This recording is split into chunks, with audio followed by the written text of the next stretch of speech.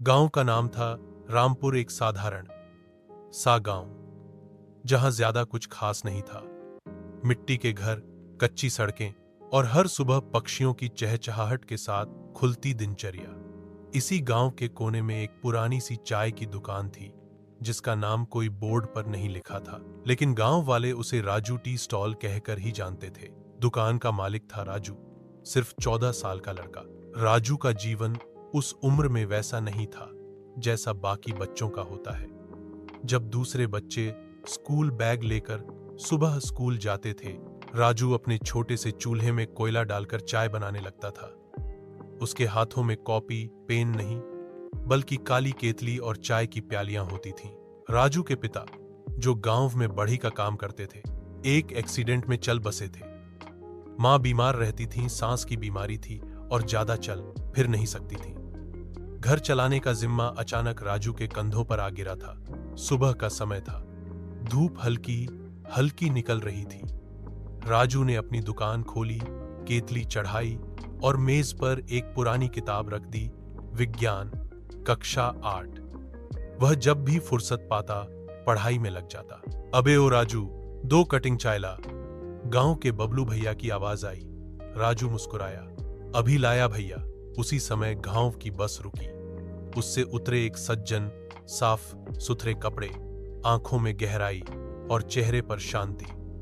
उन्होंने चाय का ऑर्डर दिया और बेंच पर बैठ गए। उनका नाम था अनिरुद्ध शर्मा, एक शहर के सरकारी स्कूल के प्रिंसिपल। जब वो चाय पी रहे थे, तभी उनकी नजर पड़ी राजू पर, जो एक कोने में बैठकर कोई जटिल विज्ञान का सवाल हल कर रहा था। ये किस क्लास में पढ़ता है? उन्होंने बबलू से पूछा। बबलू हंसा, क्लास साहब, ये चाय वाला है, सुबह से शाम तक दुकान चलाता है, पढ़ाई बस ऐसे ही शौक से करता है। अनिरुद्ध जी को विश्वास नहीं हुआ।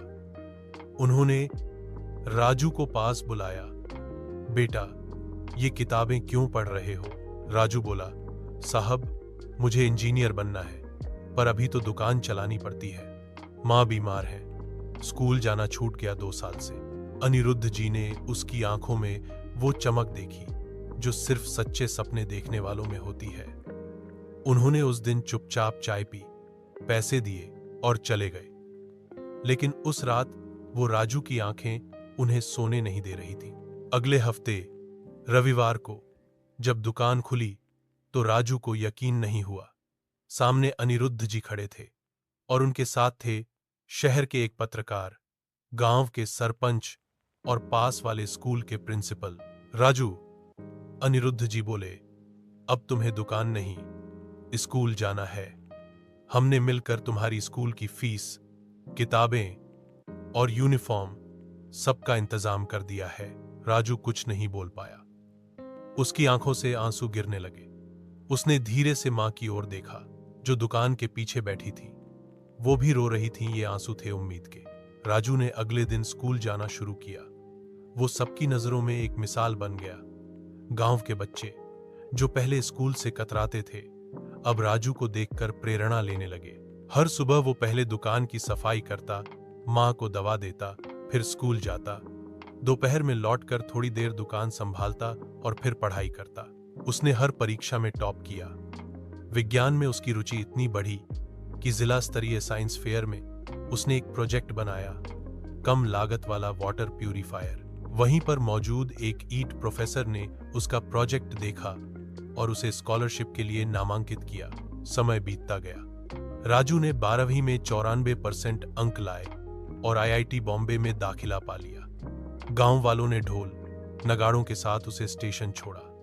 मां की आंखों में आंसू थे, पर इस बार वो आंसू खुशी के थे। 4 साल बाद जब राजू इंजीनियर बनकर लौटा तो कोई पहचान नहीं पाया कि ये वही चाय वाला बच्चा था। अंत नई शुरुआत। आज उसी गांव में एक भव्य स्कूल है, Raju memorial public school. Gate के बाहर बड़ा सा बोर्ड लगा है। जहां एक चाय वाले का सपना पनपा था, वहां अब हर बच्चे के सपने उड़ान भरेंगे। राजू अब शहर में एक बड़ी कंपनी में इंजीनियर है, पर हर हफ्ते गांव आता है, अपने पुराने केतली को हाथ लगाता है और बच्चों को पढ़ाता है, क्योंकि उसे पता है सपने बड़े हों तो शुरुआत छोटी होने से फर्क नहीं पड़ता।